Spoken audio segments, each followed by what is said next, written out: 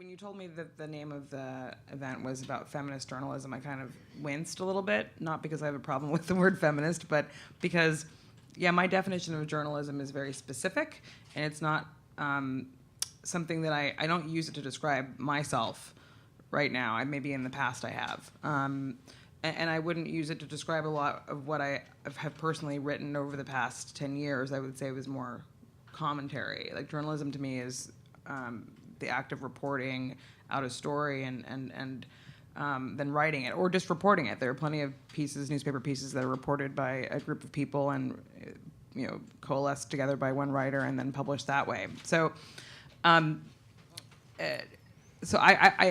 idea of feminist journalism, it's interesting because I think there's less feminist journalism than there is feminist commentary and criticism out there. I think that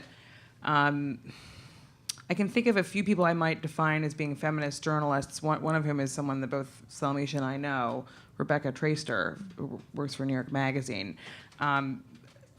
Although she sometimes infuses her pieces with commentary, she is often reporting and doing interviews and doing like that hard legwork that is, for all intents and purposes, a lot harder than sitting back, on my couch and like having thoughts that then come out onto a computer screen, which isn't to say that that's easy either.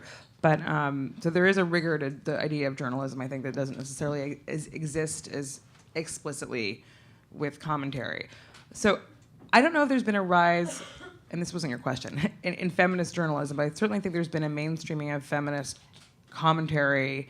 And by that, I don't just mean issues with regards to gender politics, but also racial politics and sexual politics. There's been a mainstreaming of that over the past 7 to 10 years, where what you tended to see at first were a lot of these discussions happening on the internet, and then a lot of the women or writers who were talking about these issues being recruited by mainstream news organizations to have their voices heard there. So that's very. I don't think I could have guessed 10 years ago that so many women and women of color that I know who wrote on their personal blogs or on small for-profit blogs about race or gender would then be writing feature articles in Elle magazine, or that the New York Times would be hiring for a gender editor. I'm not sure what that means still, and I don't think they've hired that person, but it does feel like there was a change in the mainstream media in response to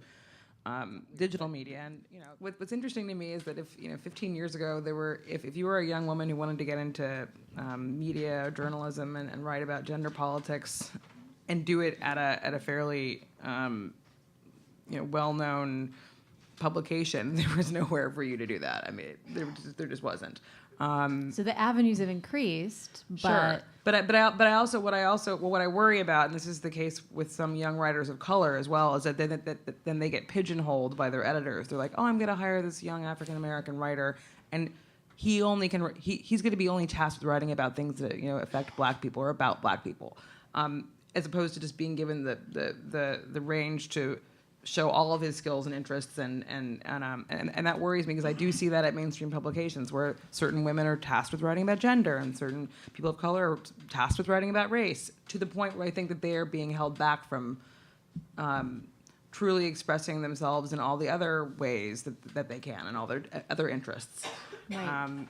And that's actually a restricting of avenues, not an expansion of them. Yeah, right? I have so many friends who are like the lone person of color on whatever staff of some magazine or website, and the minute something that has to do with race comes up, they get approached, even if they don't really have any facility in talking about race in that context. Like if it's about how there's no people of color being hired at the highest levels of the State Department, and the person is a cultural critic of pop culture, they're being asked to write about that anyway, because they have to have an opinion, because they're so I think it's.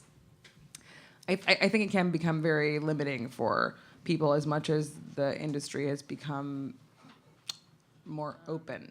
That makes sense. It seems to me that this discussion has been a fairly downcast one. It's really talked more about the limitations and the perils of feminist and intersectional journalism.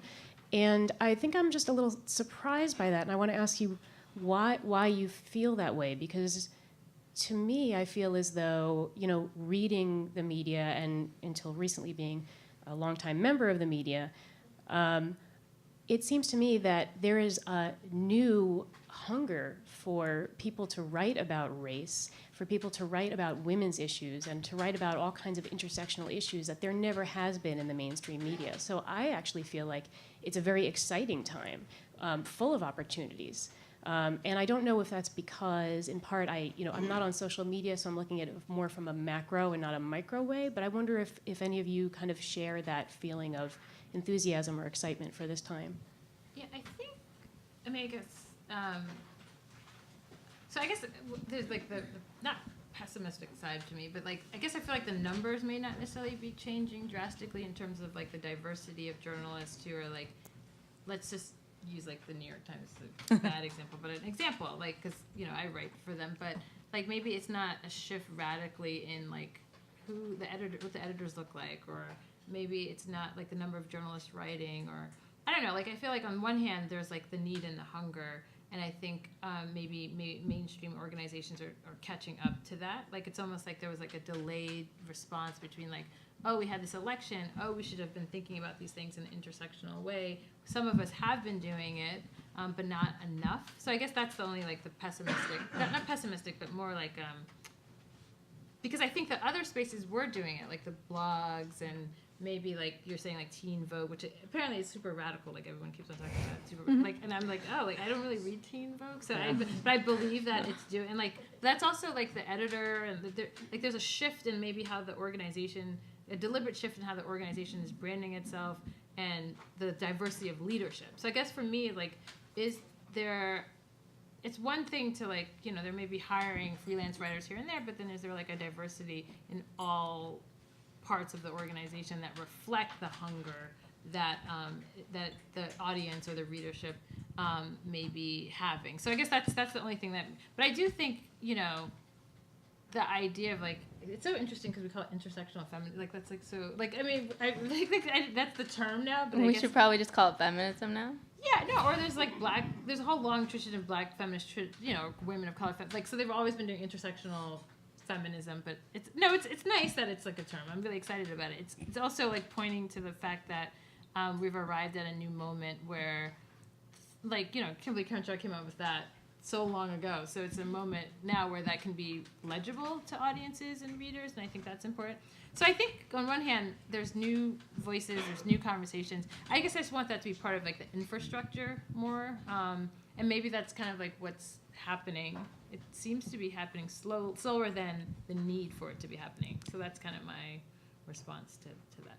I would love to hear the students respond to that question, because would you describe your own desire to enter the media profession as something that, like, is there a hunger there for you? Yeah, for sure. And I don't think it's just like at this point in time, it's also in this country. So I'm not from America, I'm from Singapore, and I can tell you that the kind of news coverage here in terms of the kind of nuance and the kind of complexity that it allows, especially in terms of gender issues, is definitely not seen in my home country and not seen in my home region, which is Southeast Asia. So I think it's an extremely exciting time to be in journalism in the US, actually. But at the same time, I feel like this poses new and complicated challenges as working as a journalist, because it means you necessarily, first of all, have to be educated in those complexities and those nuances to be able to really confront them and report on them diligently, which I think is difficult often. And I think oftentimes like journalists don't do like a super good job of it, because like the job of a journalist is to like go into a room and understand everything as quickly as they can. But as the story becomes more and more complicated, it takes more time and takes more energy to really understand what's going on. I think I'm personally very excited by all these different like avenues where like outlets that weren't traditionally associated with like feminism are open to those stories, and also to like queer stories. But I think my main like reservation or like frustration right now is like all the buzzwords and like the very specific topics that are circled back to, and like I never would have thought that I'm sort of like done with talking about like my hair being revolutionary, you know?